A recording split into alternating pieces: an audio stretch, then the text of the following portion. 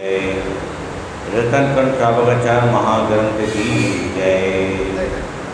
आचार्य भगवान ने हमें एक ग्रंथ के द्वारा बताया कि सम्यक दर्शन क्या होता है, सम्यक दर्शन के कितने अंग होते हैं, कितनी मूर्ताओं से रहित, 3 मूर्ताओं से रहित, 6 अनायताओं से रहित। इसके अलावा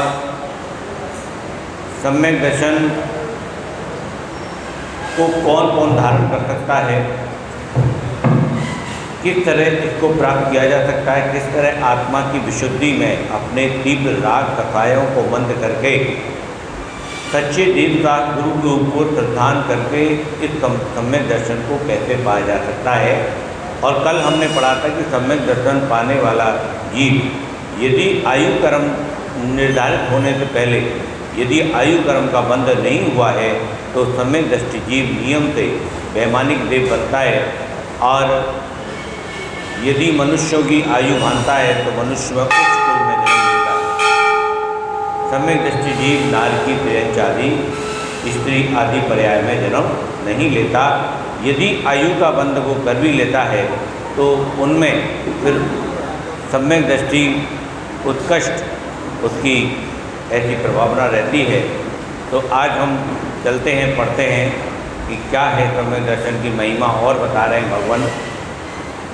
ओजस्वते जो विद्या वीर यशो वृद्धि विजय विषव तनाथ महाकुला महार्ता मानव तिलका भवन्ति दर्शन उदा।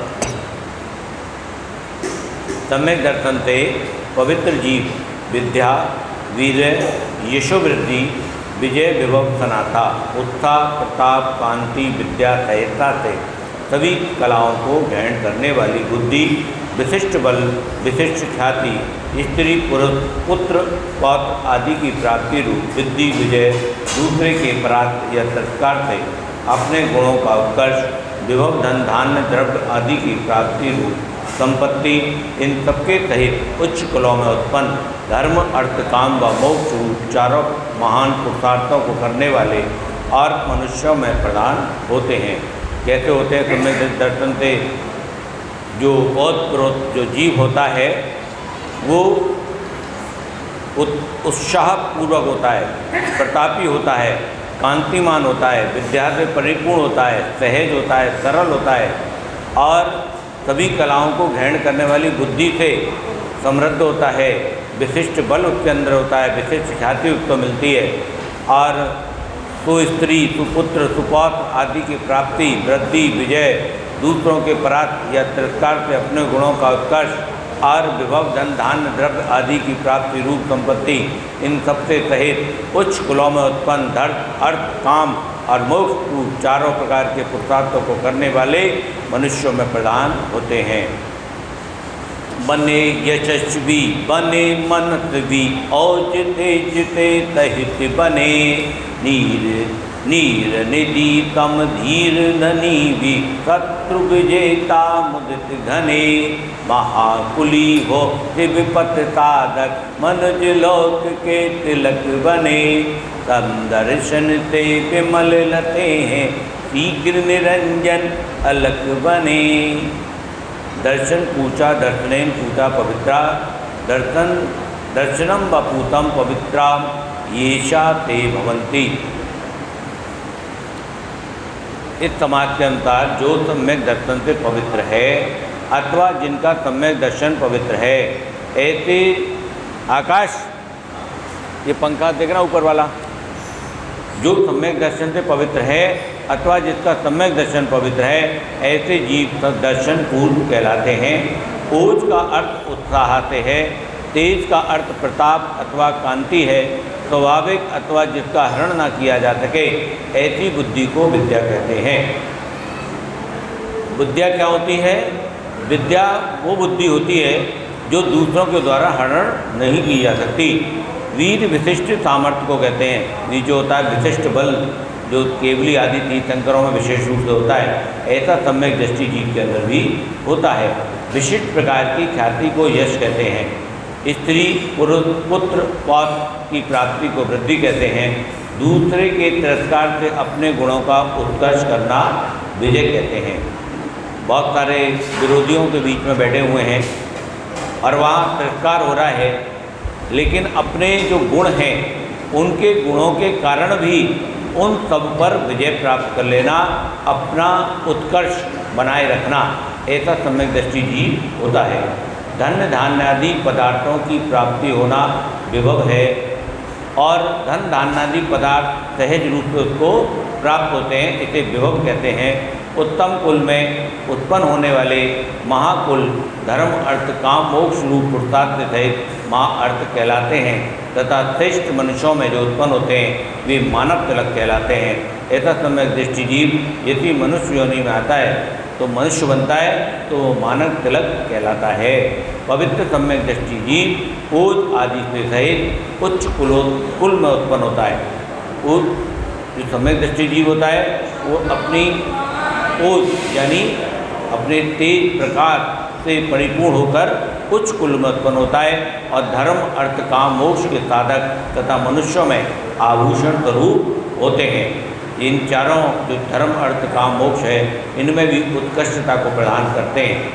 सम्यक दृष्टि जीव नरक या स्वर्ग में आकर जब मनुष्य होते हैं तब वे ओज तेज विद्या यश बुद्धि विजय और विभव से सहित उच्च कुलीन धर्म अर्थ काम और मोक्ष के साधक श्रेष्ठ मनुष्य होते हैं, नीच कुलीन नहीं।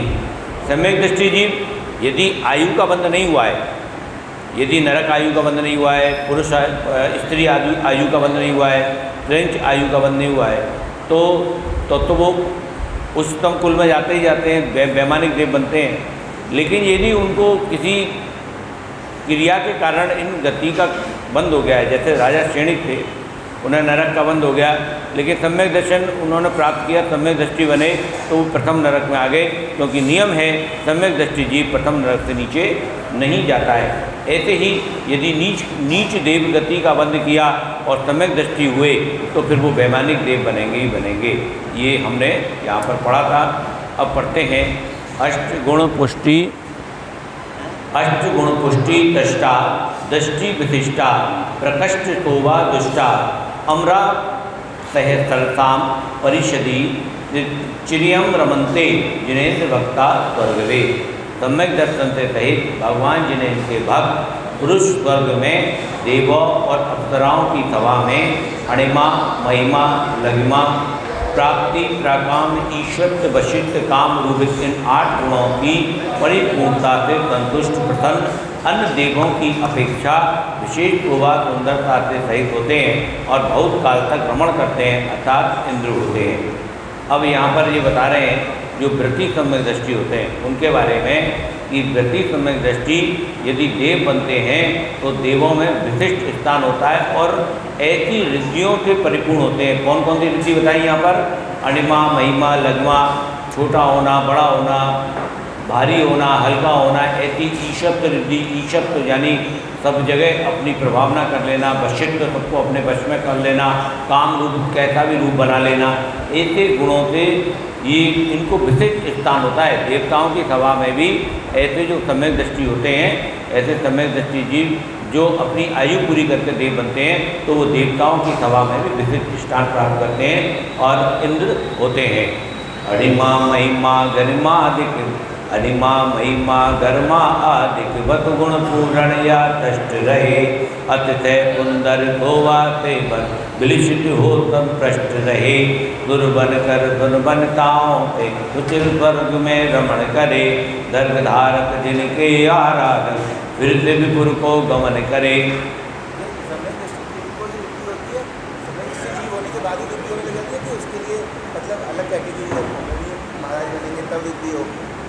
नहीं, वो चारित्र तो धारण करना पड़ेगा। चारित्र धारण करने के बाद रिद्धियाँ होती हैं। बहुत सी कथाएं ऐसी भी आती हैं, जैसे जिनेन्द्र सेठ थे उनको आकाशगामिनी विद्या सिद्ध हो गई थी, तो वो आकाशगामिनी विद्या सिद्ध करके और वो वहाँ जाते थे पंचमेरु को पूजन करने। तो ऐसे ही जो विद्याधर होते हैं उनको भी रिद्धियाँ होती हैं। तो इनकी जो रिद्धि होती है वो विशुद्धि को प्राप्त होती है। जो मुनि महाराज आदि की रिद्धियाँ होती हैं उनको जो तपस्रण के द्वारा रिद्धियाँ प्राप्त होती हैं वो विशिष्ट होती है। रिद्धियाँ तो विद्याधरों को भी खूब होती हैं, और ये जो कुछ मनुष्यों को भी हो जाती है, जैसे अंजन चोर को हुई थी आकाशगामिनी विद्या, ये विद्याएँ होती है। और रिद्धि सिद्धि तो वो संभवतः मुनि महाराज को ही होती है, क्योंकि तपस्या के द्वारा जब तक सम्यक दर्शन, सम्यक ज्ञान, सम्यक चारित्र्य तीनों को ग्रहण नहीं करेंगे तब तक रिद्धियाँ प्राप्त नहीं होंगी। क्यों काला जी, ऐसे ही है।